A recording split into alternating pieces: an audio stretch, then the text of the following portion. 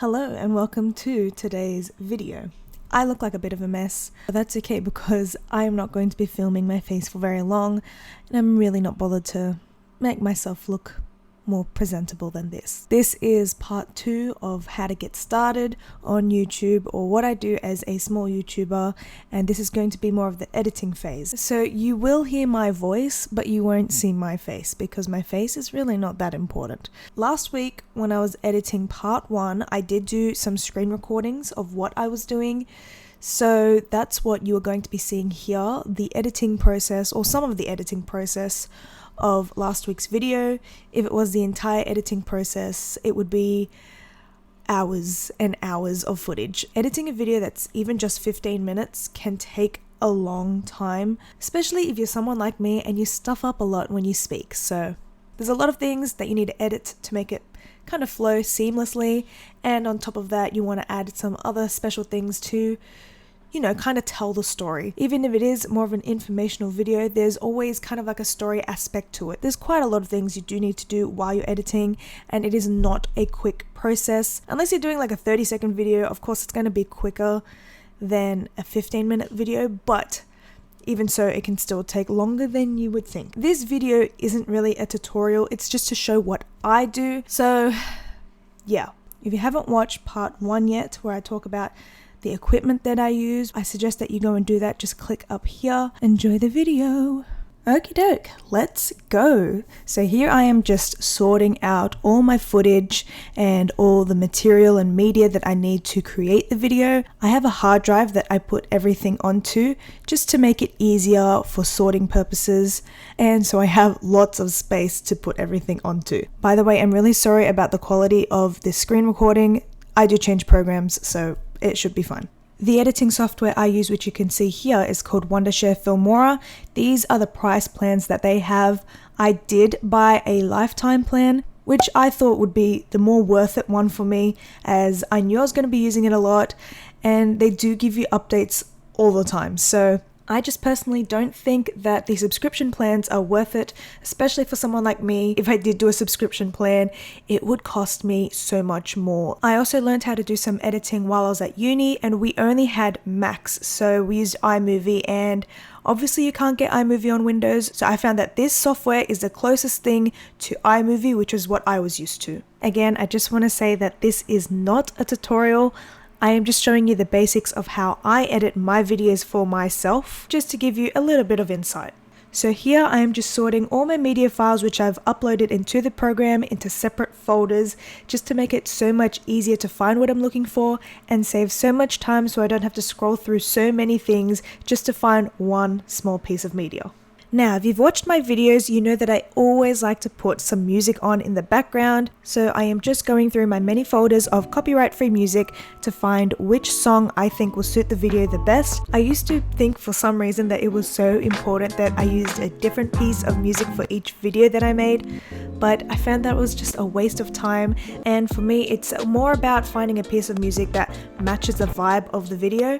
So if that is a song that I've already used, I might as well use that to ensure that the needs of the video are being met, and that the mood is set up correctly, because in a context like this, that's what music really does.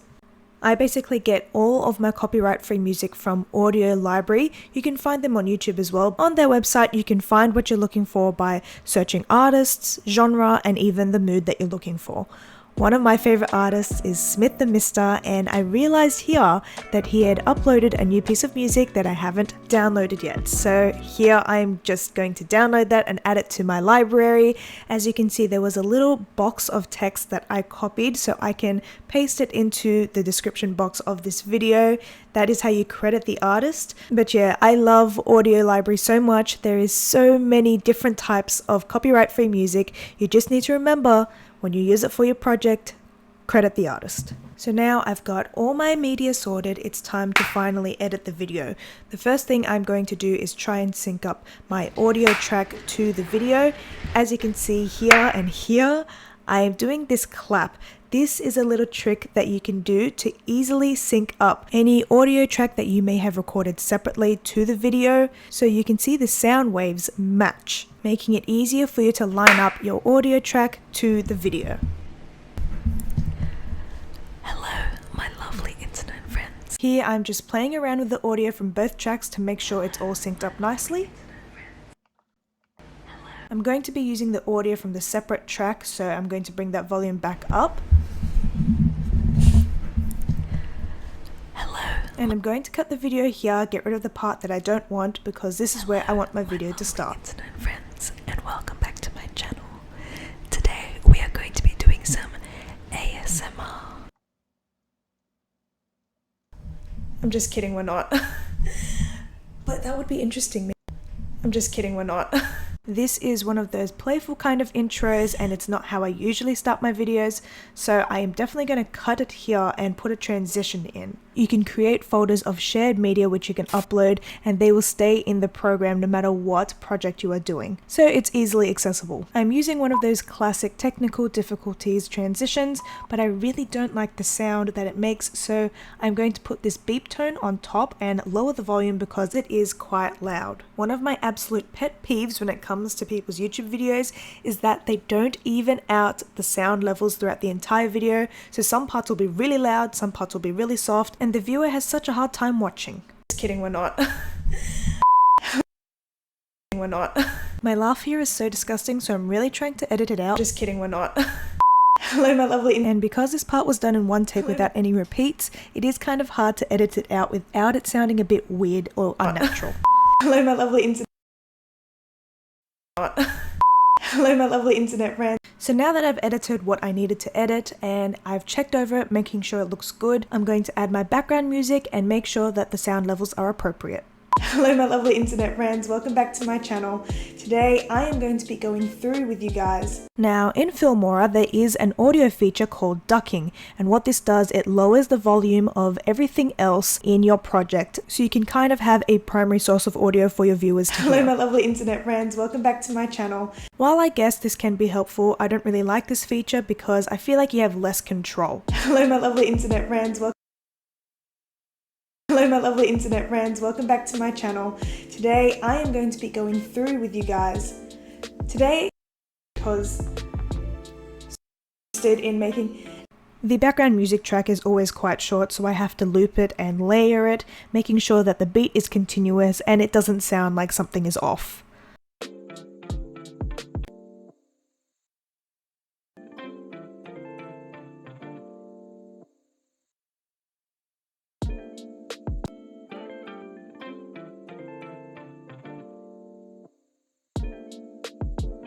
So as you can hear there, it doesn't sound like it's just restarted, it sounds like it's continuous.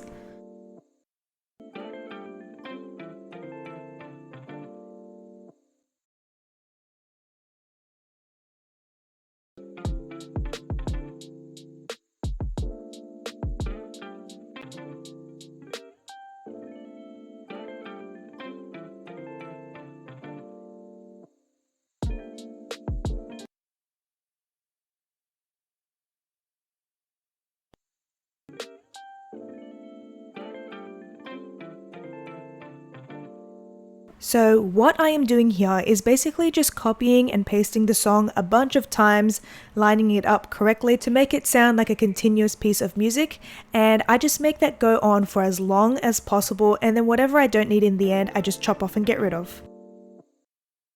Welcome back to my channel. Today I am going to be going through with you guys.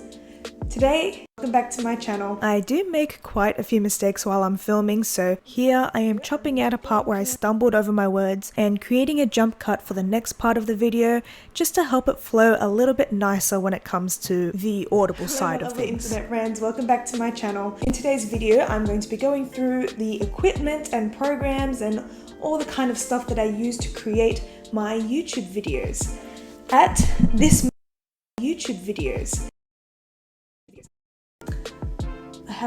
Oh, by the way, do you like my hair? This is like clipped back. Fringe kind of gives it some like, but yes, at this moment in time, 28 subs, 320. But yes, at this moment in time, at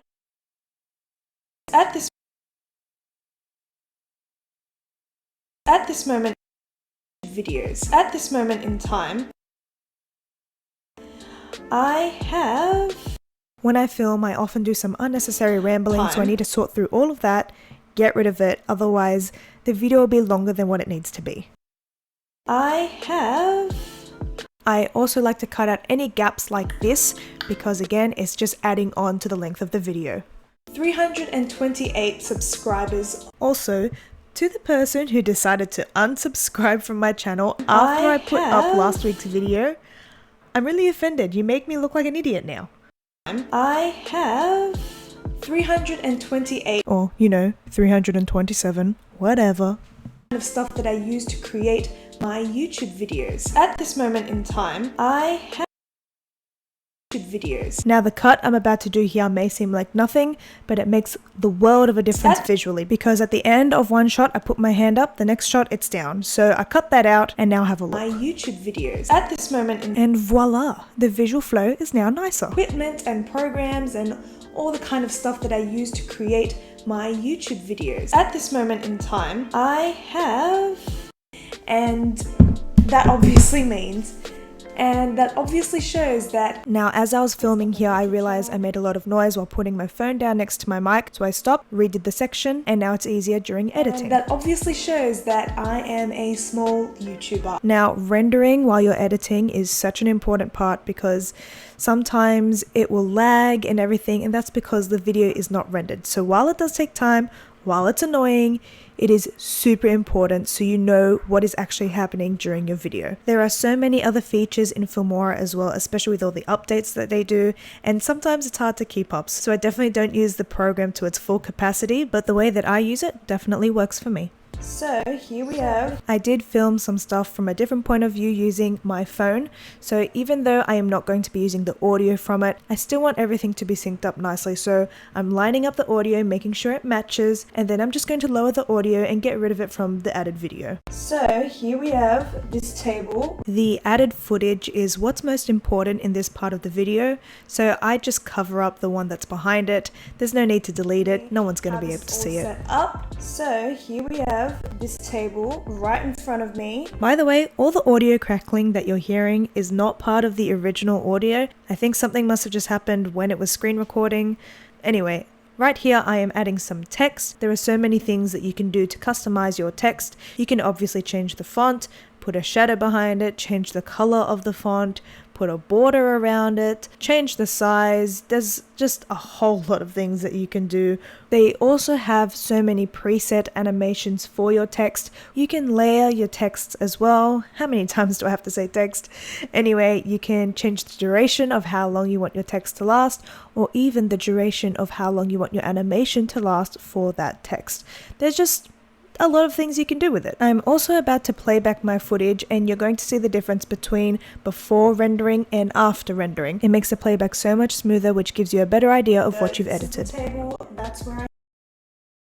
So this is the table. Last but not least, I'm going to show you how I create my thumbnails. It's really nothing too fancy and it's not that complicated at all.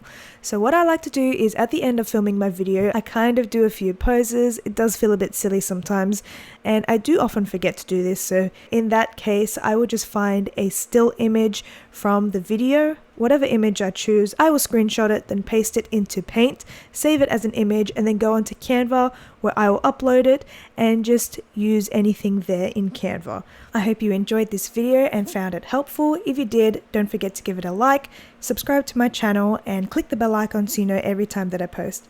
Hope you're having a wonderful day wherever you are. Bye!